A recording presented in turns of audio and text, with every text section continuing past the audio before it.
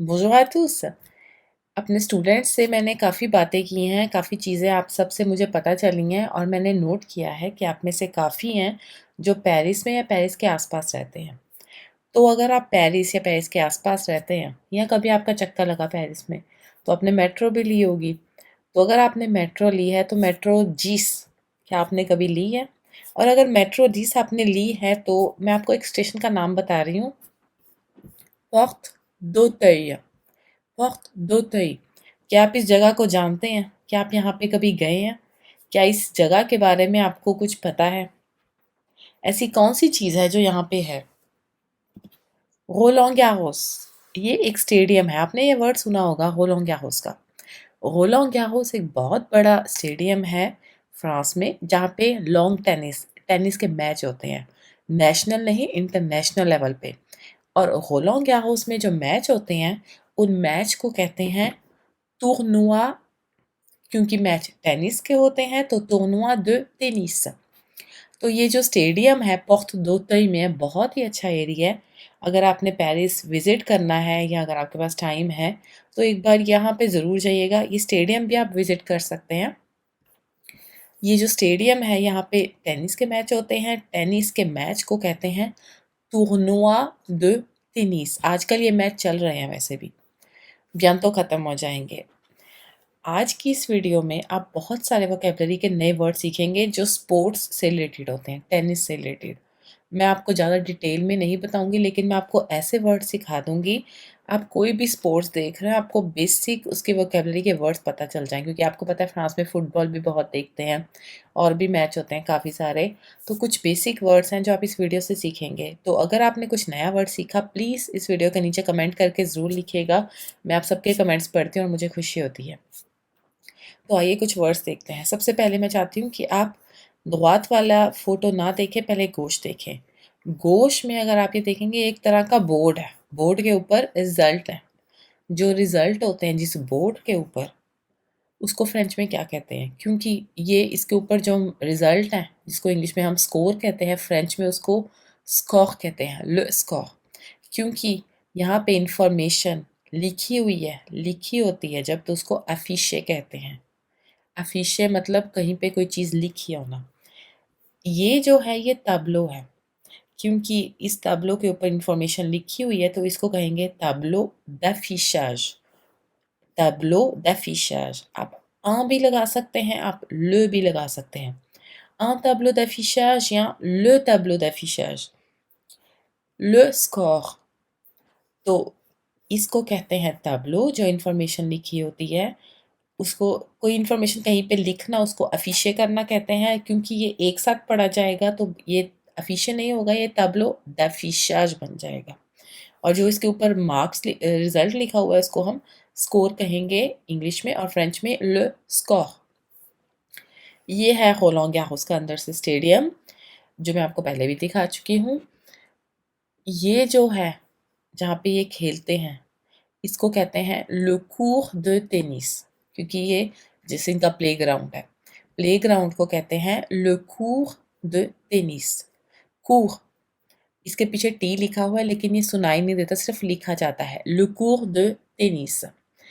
एक प्लेयर जो खेलता है उसको हम कहते हैं joueur।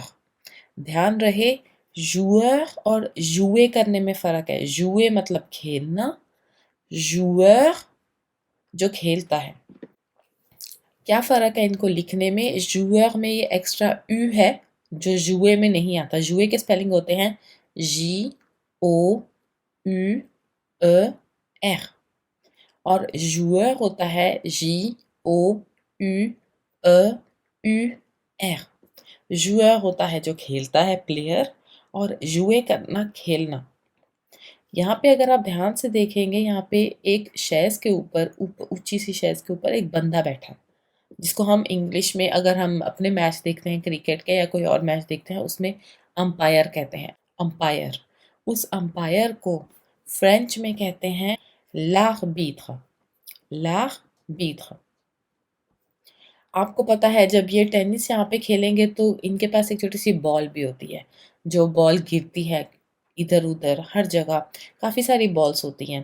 तो कुछ लोग होते हैं जो बॉल उठाने का काम करते हैं सिर्फ़। किसी चीज़ को उठाना मतलब रामासे करना, किसी चीज़ को उठाने को रामासे करना कहते हैं और जो उठाता है उसको कहते हैं रामासeur। क्योंकि वो बाल जिसको हम इंग्लिश में बॉल कहते हैं, बॉल उठा रहा है तो उसको कहते हैं le ramasseur de balles। Ball English में, बाल फ्रेंच में। अगर कोई monsieur है तो वो होगा le ramasseur। अगर कोई madame है, यहाँ पे लेडीज़ भी काम करती हैं बॉल उठाने का, तो उनको कहते हैं la ramasseuse de balles। या तो le ramasseur de balles या la ramasseuse de balles। ramasseuse और ramasseur। ये जो आपको बीच में नेट दिखाई दे रहा है, इसको फ्रेंच में कहते हैं le filet। le filet, ça c'est le filet या ça c'est un filet। d'accord? आप समझ गए हैं, जब मैच खेलना है तो उसके लिए हमें रैकेट की ज़रूरत है और उसके लिए हमें बॉल की ज़रूरत है। रैकेट को फ्रेंच में कहते हैं la raquette, मिलता जुलता इंग्लिश का वर्ड है, या une raquette भी कह सकते हैं। ये जो बॉल है इंग्लिश में जिसको बॉल कहते हैं, फ्रेंच में उसको ला बाल, आ सुनाई देना चाहिए, ला बाल या une balle। और जिसके हाथ में बॉल होती है और रैकेट होता है, दोनों चीज़ें होती हैं, जिसने शुरुआत करनी होती है या जो बॉल को मारता है, वो जो करता है उसको कहते हैं सर्विस करना। मतलब आप वो सर्विस कर रहा है तो उसको फ्रेंच में ले सर्विस कहते हैं। अब आप ये सब समझ गए होंगे कि प्लेग्राउंड है, रैकेट है, बाल है, आर्बित्र है, ये सब किस लिए किया जा रहा है? ये सब मैच जीतने के लिए किया जा रहा है। रोland गारोस के जो इंटरनेशनल लेवल के जो मैच होते हैं।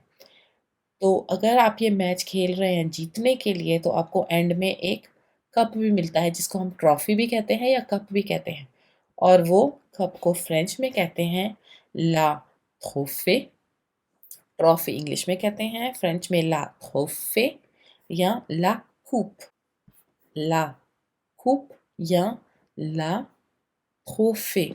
तो आई होप कि इस वीडियो से आपने बहुत सारे वोकैबुलरी के वर्ड सीखे होंगे। ये सिर्फ टेनिस के लिए नहीं है, ये और तरह के स्पोर्ट्स में भी यूज़ हो सकते हैं। ला कूप, ला ट्रोफे, le filet। तो कमेंट्स में ज़रूर लिखिएगा आपने कौन सा नया वर्ड एक सीखा। Merci beaucoup, bonne soirée, à bientôt!